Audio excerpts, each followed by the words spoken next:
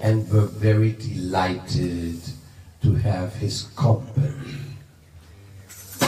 And Srila Prabhupada, in very eloquent way, presented the Siddhanta of the Vaishnava Sampradayas. A Vaishnava Sampradaya is actually a school with roots back with the four main acharyas of India. A Vaishnava Acharya, or the lineage, the Guru Parampara of the Vaishnava Acharya. They are divided in four: Brahma Sampradaya, Rudra Sampradaya, Lakshmi Sampradaya, and Kumara Sampradaya. Our school belongs to the Brahma Sampradaya, the teaching school of the creator of this universe. Rudra is the destroyer of the universe.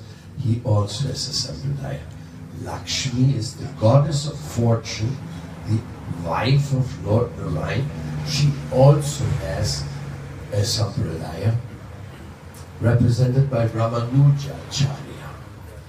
And then there is the Kumara Sampradaya, or Nimbarka Sampradaya, represented by Nimbarka Acharya. Our Brahma Sampradaya is represented by Madhvacharya. And in that lineage appeared Chaitanya Mahaprabhu, who is none than the avatar himself, the avatari. Means everything, all the good fortune come from him. And he appeared in this line, and thus the Brahma Madhva Gaudiya Sampradaya, it became known, is standing out as a world promoter of Vedic wisdom. So Srila Prabhupada, he had such a huge school in his background behind him. But he had to reach the people who were totally averse towards Vedic knowledge. Eating cows, taking drugs, gambling, illicit sex life. This was their daily bread. So they were not very easily to be awakened to understand what Prabhupada had to give to them. As a matter of fact, Prabhupada, he sometimes jokingly said, "You want to have free sex? Great. I will make you free from sex. You want to have free drugs? Great. I'll make you free from drugs." So, in this way he made jokes about our Western standards, which were not exactly very easy to accept such a radical shift in lifestyle. But Prabhupada told us that if we take up seriously the message of Chaitanya Mahaprabhu and we start chanting Hare Krishna, that we could actually become happy. Now, Ananda is happiness in Sanskrit. Everybody wants Ananda. But what is the Ananda? What is the happiness? That is the big life question. What is happiness? And in the case of Prabhupada, he not only spoke about Ananda, he spoke about sat-cit-ananda. Eternal existence, complete knowledge, and causeless bliss. To be simply blissed out.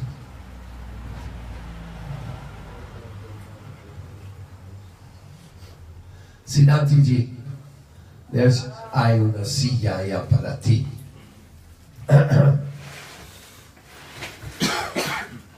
So blissed out was he that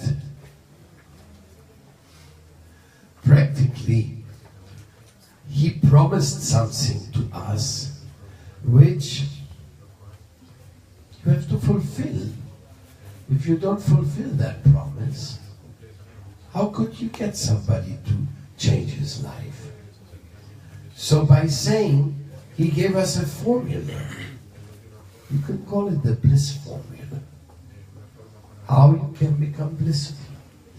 And that includes to accept that love is the supreme. Maybe God is personal, impersonal. Maybe it's blue or green or yellow. Maybe he plays a flute, or he plays a drum, or he plays nothing. But the fact is, he is the one who can make us happy. So, Srila Prabhupada, he explained us many philosophical things. But the main thing he said, that the bliss which comes from God, the ananda, you can taste it by nama-ananda, kirtan-ananda, prasadam-ananda, by harikatha-ananda.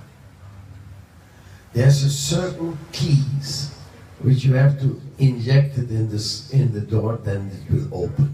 If you put in the wrong key, nothing happens. Can't open the door. So the door for opening the happiness is love. Only with love can you actually achieve something extraordinary.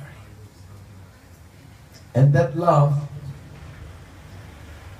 can be expressed and experienced in eating vegetarian foodstuff, which first was offered to God.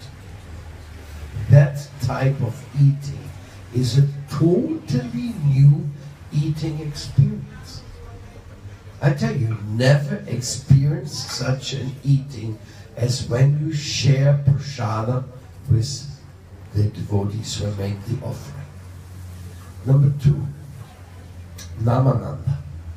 The love which you can experience when you chant in your meditation by simply saying, "Oh my Lord, please let me be an instrument of your love."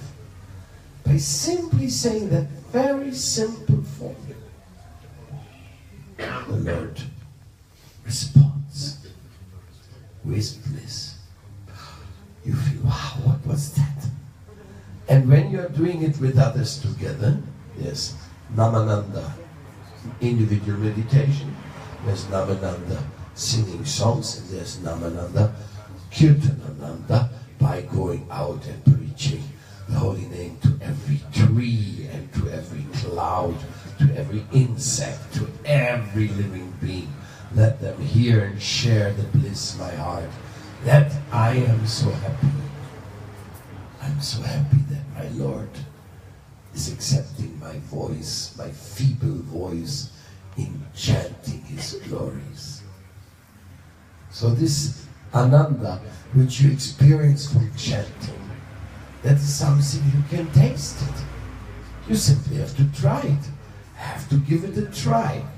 If you want to go and eat a feast, and you go to the feast, they serve you a nice plate, and then you pull out the microscope, and you take some of the food and you put it into a test tube, and you make all kinds of experiments, you smell it, and after 3 hours investigation without eating anything, you say, "I'm not sure it's really good." Well, sorry. You can study the food for 30,000 years. And at that time it won't be good anymore anyway, but you don't know. You have to try it out if you want to know. What does it feel like? Sadhusangha-ananda is the joy, the bliss we get from association with like-minded transcendentalists. Prabhupada gave us this experience. And now each and everyone can talk for himself about it. It's not something you just have to repeat what you read in a book somewhere. No. Sadhusangha-ananda is very sweet. And harikatha-ananda is hearing from them about the elaborate dissertations coming from the rishis or from Krishna himself in the Bhagavad Gita. When you hear that, you go, wow. The Bhagavad Gita is so wonderful. It gives explanation for any problem you can imagine. The Bhagavad Gita has answer for more problems than you can invent. Maybe you need some guidance to find out what is the answer for what problem, but Bhagavad Gita is not without a chance to help you individually. So then, this ananda, this blissfulness, becomes something very tangible. It is something you can access. You can eat prasadam, you can associate with devotees, and you can also taste seva-ananda. Now, seva-ananda is a very elevated taste. Seva-ananda means that you feel joyful doing seva, service. Usually in this world, nobody wants to do anything. People are very lazy. And then if they do something, they say, okay, I'll help you with this, how much you pay me? Oh, no, I wasn't going to pay you for it. I thought you'll do it with love. Eh? What? With love? Who do you think you are? Well, I tell you, in our mission, the Vrinda mission, which is going on now for over 30 years, we haven't had the first employee. Everything is done out of love by the devotees. Seva-ananda, if you do seva, service with love for your own ideals, of course they must be your ideals. You're not requested to serve something which you don't agree with, or you don't believe in it. No. The seva is something very, very coming from your own, the response to your craving. And some people, they realize that so deeply that they never stop doing seva. But seva is something, seva-ananda, the bliss of loving service. It's wonderful that we can do something in love, feel joyful, and want to share it with the world. This is another one. It's called sat-cit-ananda. The sat-cit-ananda is the congregational chanting. When we want to chant and share, then this love will spread around the world. And that's what Prabhupada accomplished. He made so many people curious about the love he was sharing, he was giving.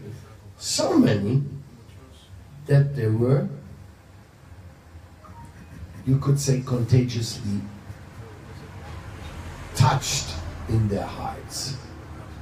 So Prabhupada touched us and we gave his message to others and their heart also got touched. Otherwise, how could there be so many disciples of Srila Prabhupada who never met him personally? Who never had the chance to see him personally and talk to him personally, but they became his very good disciples, very dedicated, 100%. So that is an example that the divine can transmit itself in any way it wishes to. So Prabhupada delivered. He delivered Ananda. And he told us that without love, we won't be able to appreciate this Ananda. But what does it mean, love?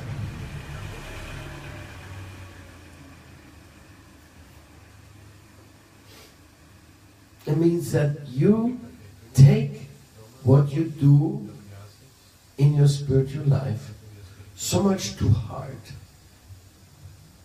that it becomes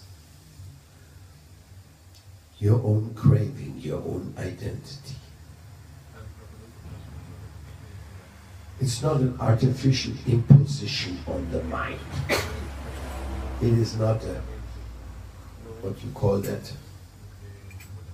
this neuro-linguistic manipulation by having like some something you always keep running down up your mind again and again, and finally you'll believe it. No? NLP, I think they call it.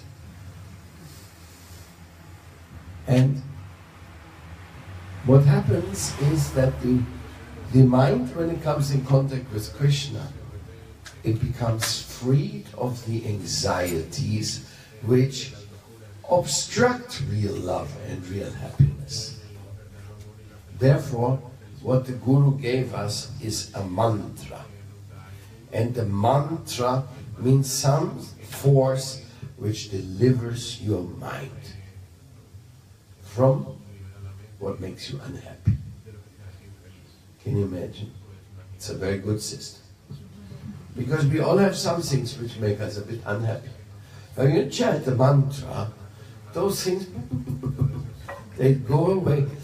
They like birds who are sitting there and they hear some clapping and they fly off.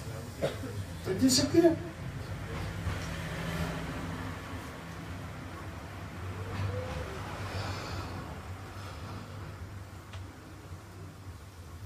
So, if our problems we are carrying in our mind are disappearing, then it is much easier to understand what is loving service and what is love altogether.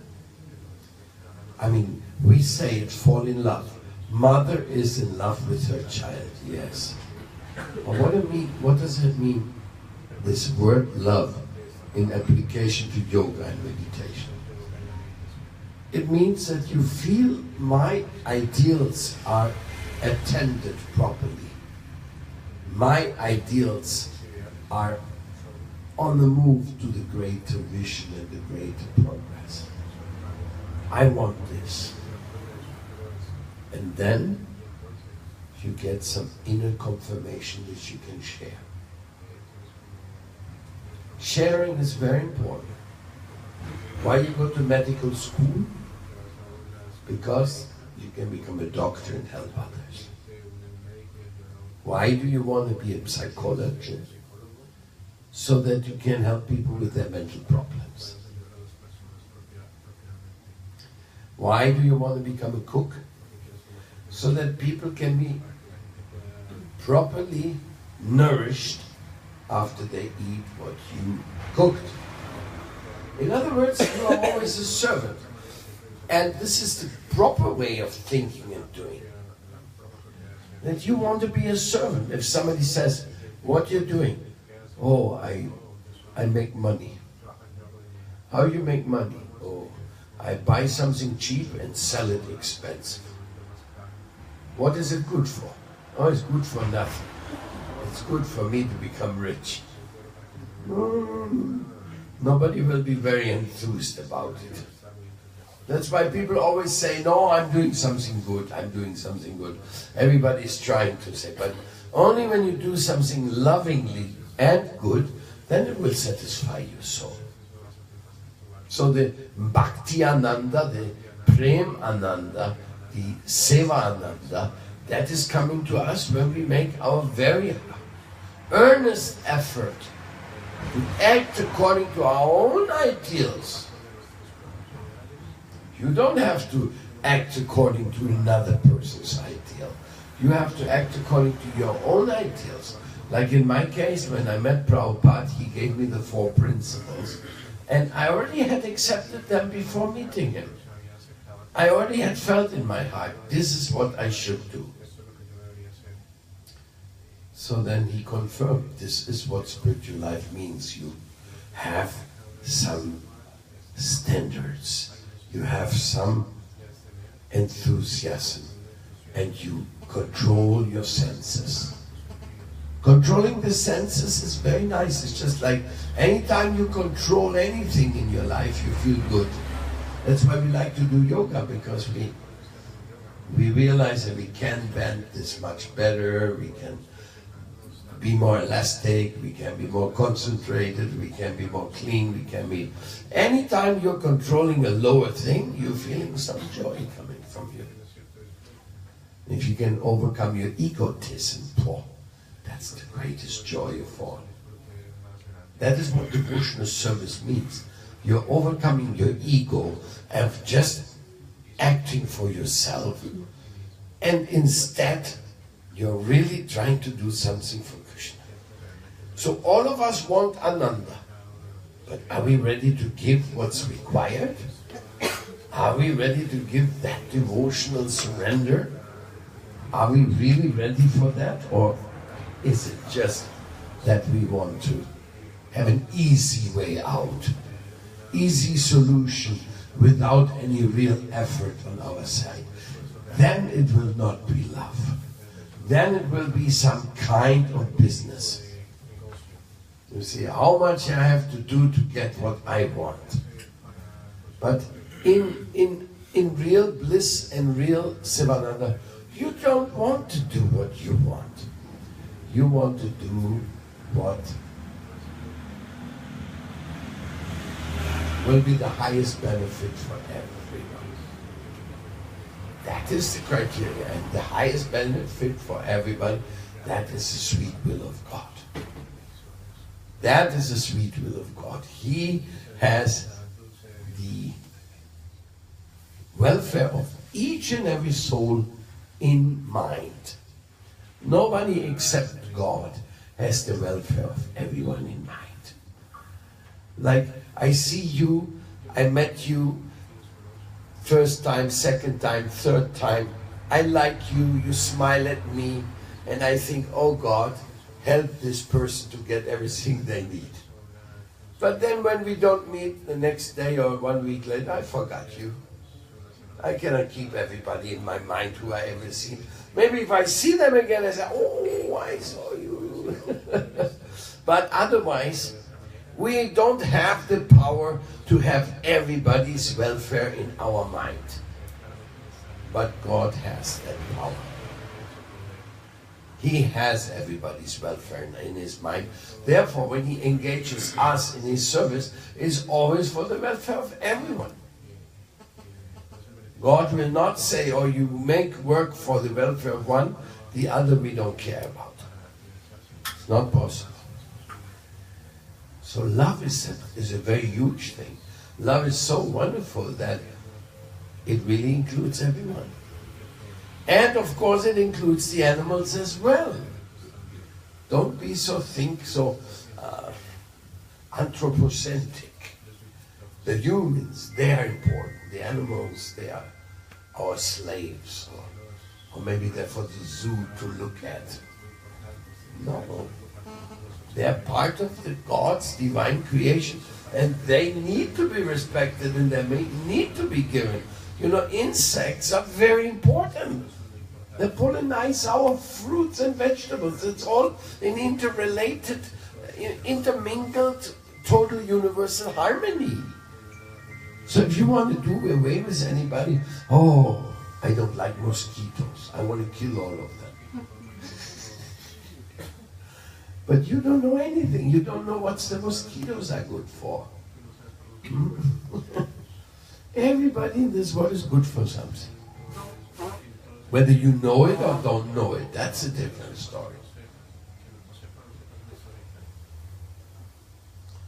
So here's our presentation tonight.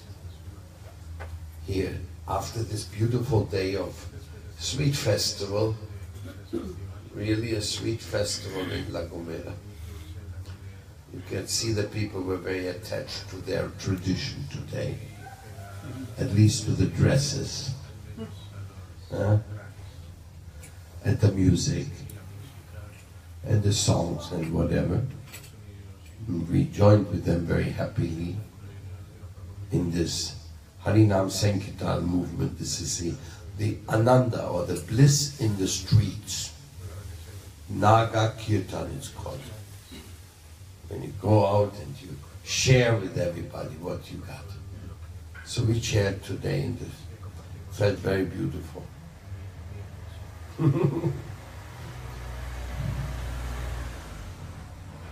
Krishna.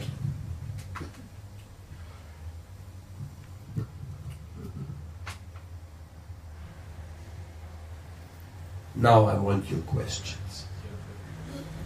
Because I can say so many more things, but we have had many days together, but we didn't have so much time for questions and answers. So if you want to know something specific, don't be afraid. You can ask about any topic you want to ask.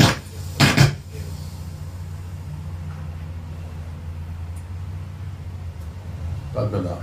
Sí, esperaba desde hace tiempo volver a hacer esta pregunta porque posiblemente la respuesta va a ser la.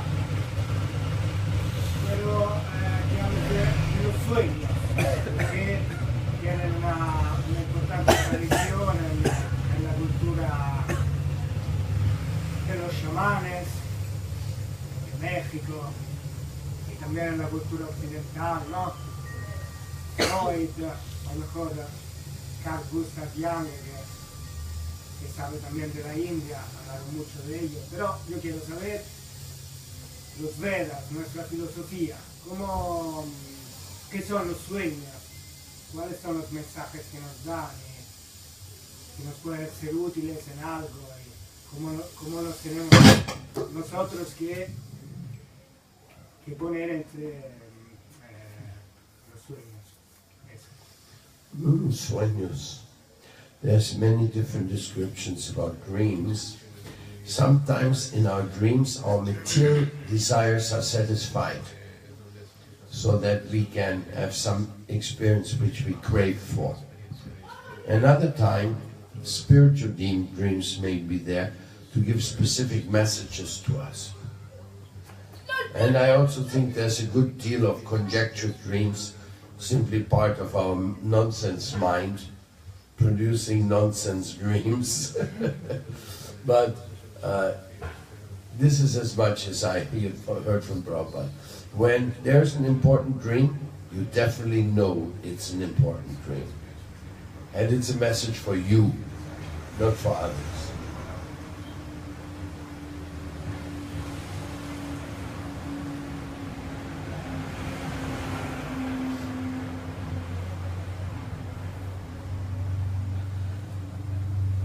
Next question.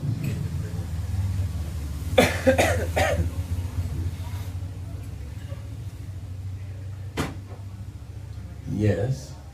En relación con la clase de esta mañana, yo tengo un amigo que sigue toda la tradición esta chamánica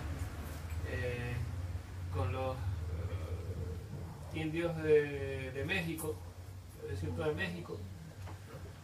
El tema del peyote y estas sustancias. ¿Qué podemos decir sobre el uso que tienen esos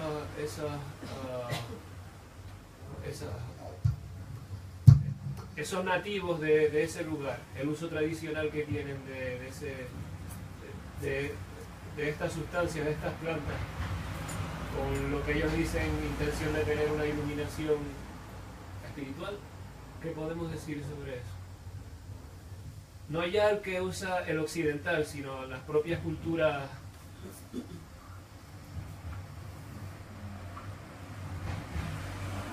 So all the cultures in the world have traditional plants and medicines. And those medicines, they're used by the doctors. Just like today we have tons of medicine, but you have no idea what they're good for. And somebody studies that, and so much that he knows what medicine you need when you have a certain disease, and it may help you. I'm not a friend of allopathic medicine, so let's say homeopathic drops. You need an expert who can tell you what drop and what pill to take. So, in that same way, you have in the old cultures and the different traditions, different medicines, which they know how to use and when to use. And we have no objection with that. Ayurveda is using so many heavy plants. Ginger is heavy. Some people have never eaten ginger. They go, wow, what's that? It burns like anything. But it's a great medicine. So in the same way, the nature has a lot to offer. And we are respectful to others in their healing sciences. As far as illumination is concerned,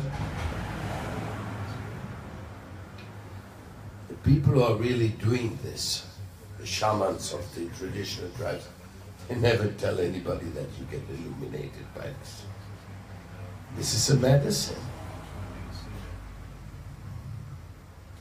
And it's also addictive. You know how many drugs you get in a pharmacy? And if you take them for a while, you become addicted to them. So you can also get addicted to some of those heavy medicines from the jungles.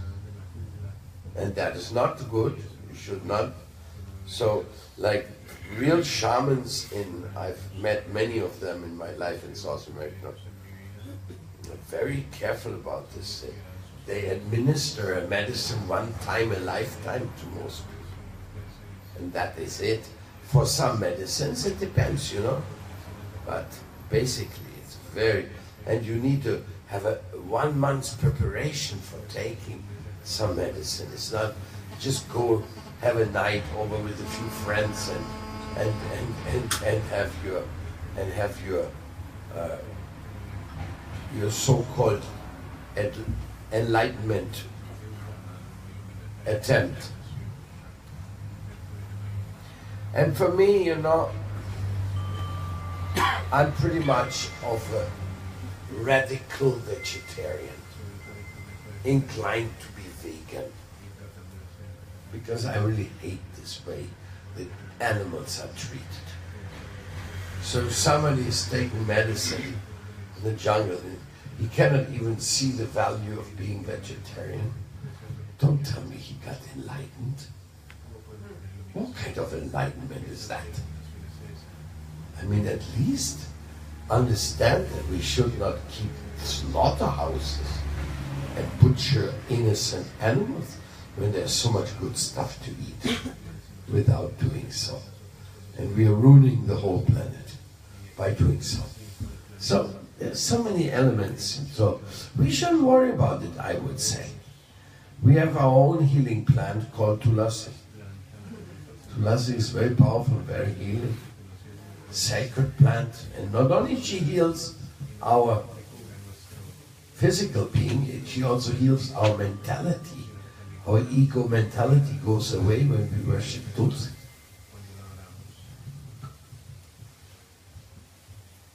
And you're very lucky in La Gomera. You have amongst the most beautiful Tulsi trees in the world.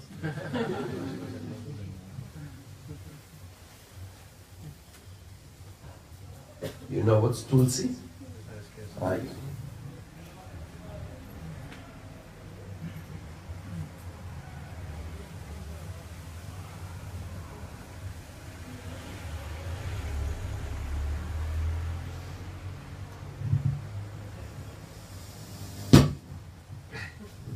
Next question. Satisfied with the answer, Karuna? Yes. Thank you. All right. Any other question?